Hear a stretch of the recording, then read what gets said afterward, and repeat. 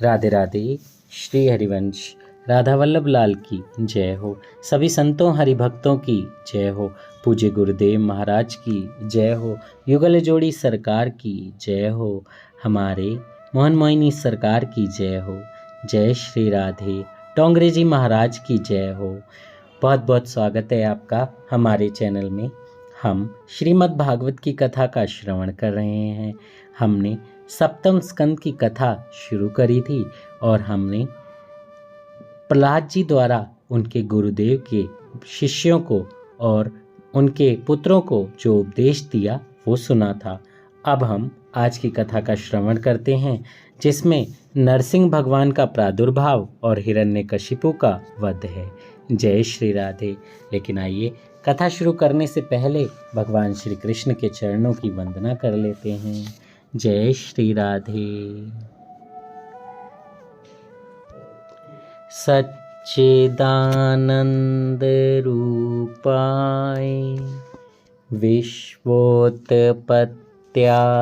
Hathaway तापत्रे विनाशाय श्री कृष्णाय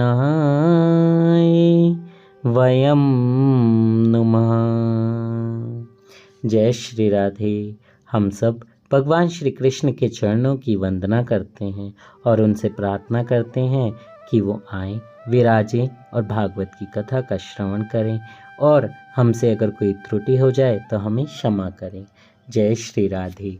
आज की कथा का विषय है नरसिंह भगवान का प्रादुर्भाव और हिरण्यकशिपु का वध। जय हो।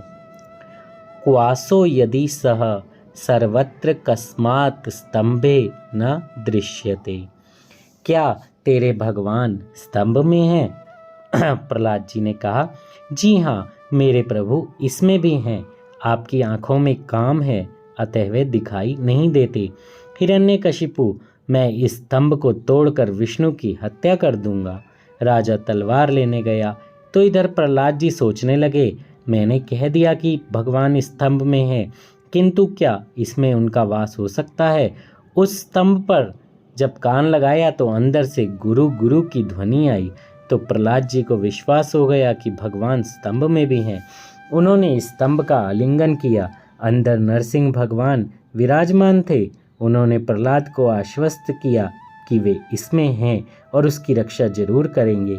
इधर हाथ में तलवार लेकर हिरण्यकशिपु दौड़ता हुआ आया और चिल्लाने लगा, बता कहाँ है तेरा विष्णु? वह तेरा विष्णु कहाँ है? प्रहलाद जी बोले, वे इसी स्तंभ में विराजमान हैं। हिरण्यकशिपु ने क्रोधावेश में उस स्तंभ पर तलवार का प्रहार किया। तुरंत श्री नरसिंह स्वामी गुरु गुरु बोलते हुए उस स्तंभ से प्रकट हुए और उन्होंने हाथ बढ़ाकर हिरण्यकशिपु को गोद में बिठा लिया और कहा कि यह ना तो दिन है, ना रात है, ना धरती है, ना आकाश है, घर में भी नहीं, बाहर भी नहीं, किंतु देहली पर तुझे मारूंगा। अस्त्र या शस्त्र से नहीं, नाखून से मारूंगा। और भगवान ने उस असुर को नाखून से चीर कर मार डाला। जय हो। बोलो नरसिंह भगवान की जय।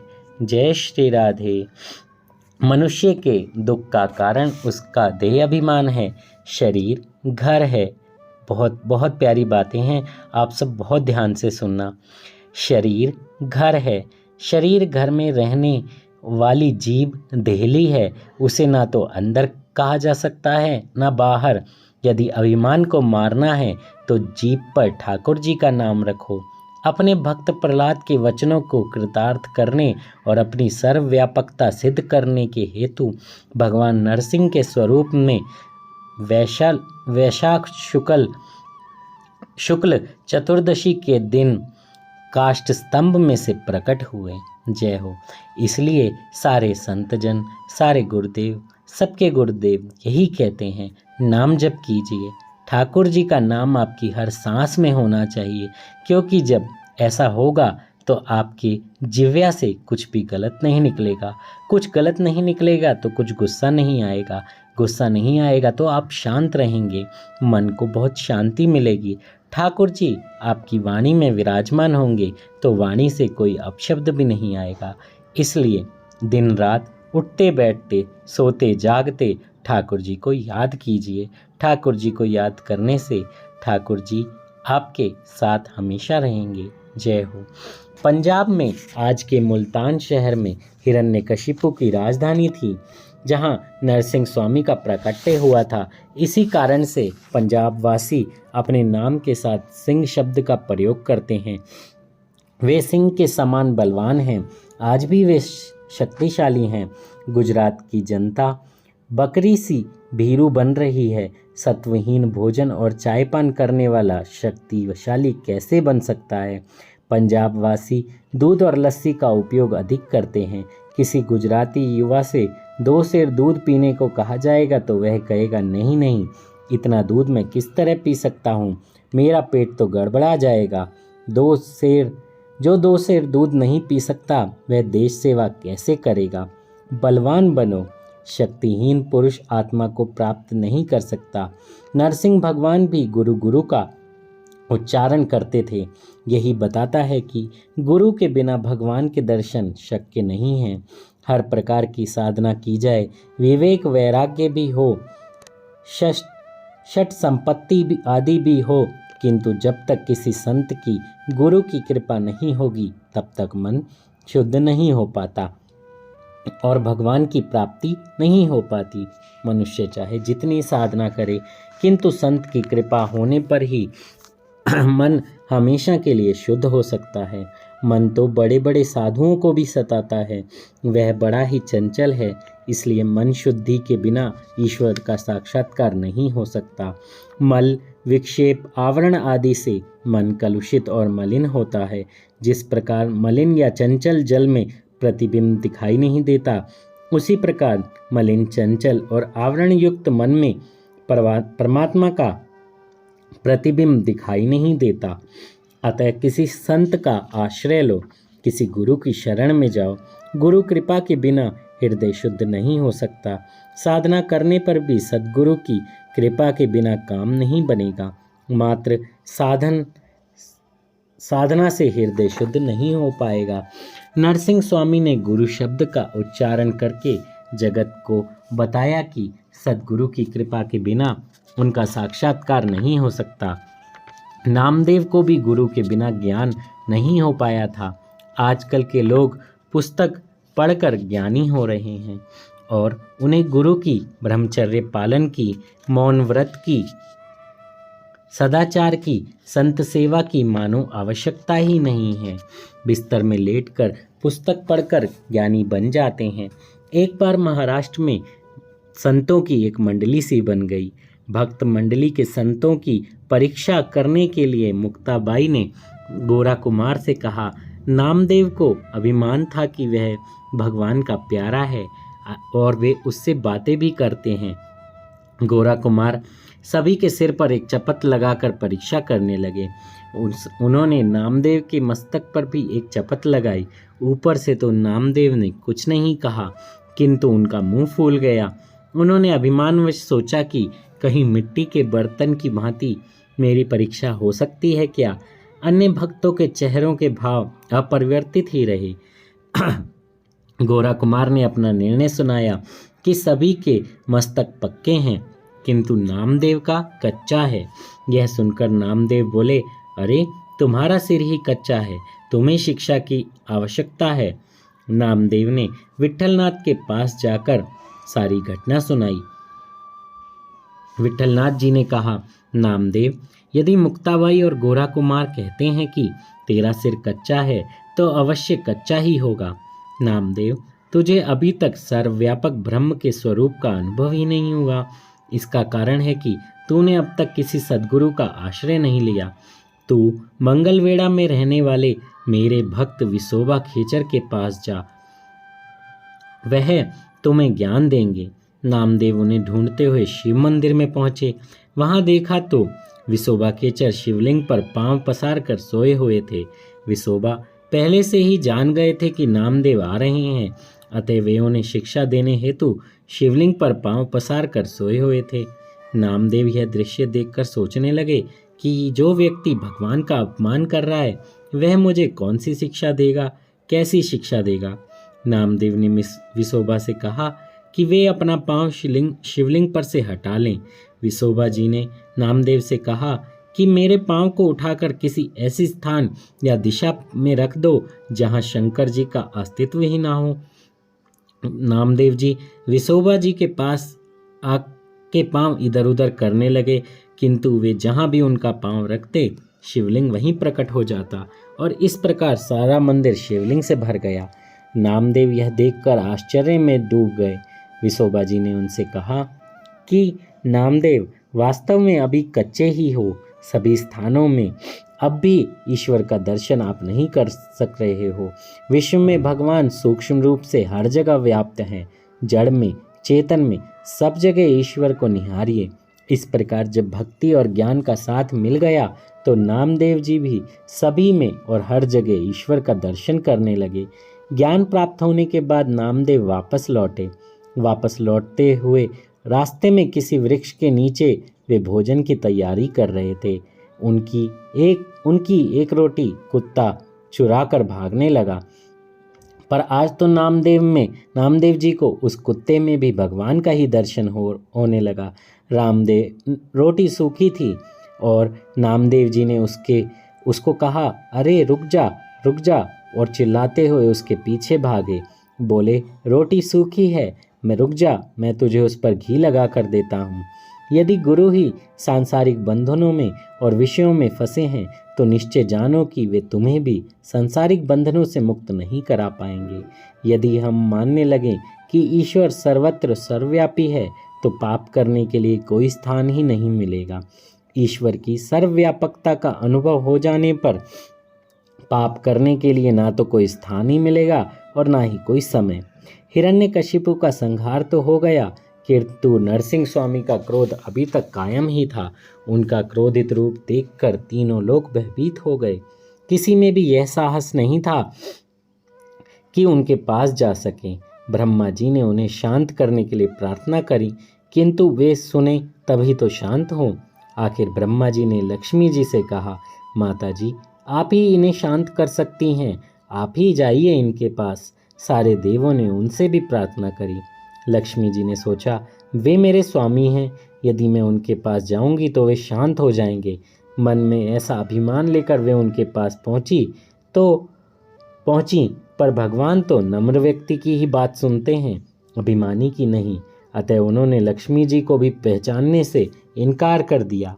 अब भगवान ब्रह्मा को चिंता हो गई तो उन्होंने प्रहलाद जी से कहा, बेटे, तेरे पिता पर ये क्रोधित हुए हैं, अतः अब तुम ही इन्हें मना सकते हो।